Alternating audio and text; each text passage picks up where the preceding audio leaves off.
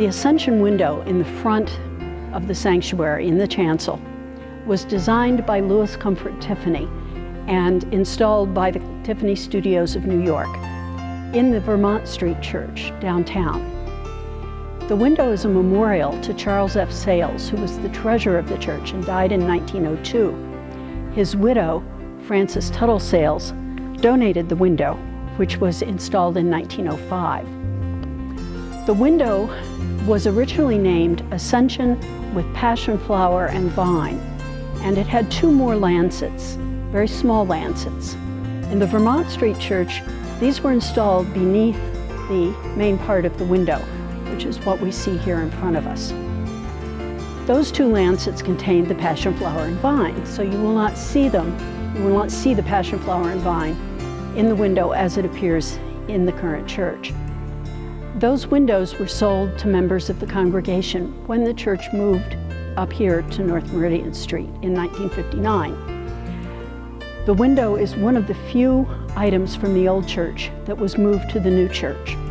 Most of what is in this church was designed specifically for this building, but the window as a Tiffany work of art was well worth moving, as you can see.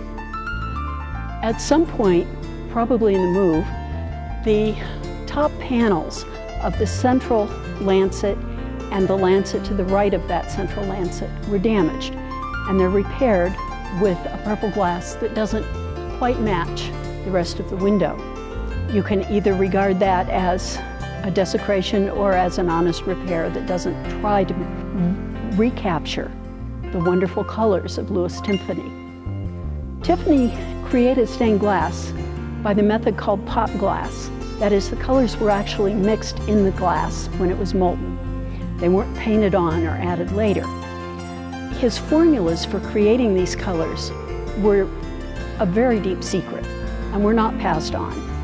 And so nobody today can quite recapture all of them. Now, the Tiffany Studio apparently has some of the formulas, but many of them were colors that can no longer be reproduced exactly. The window shows the ascension of Jesus, and behind him, not really very visible unless you get up close because our cross hides that part of the window pretty thoroughly, is the holy city of Jerusalem, of the New Jerusalem, as he ascends up to heaven.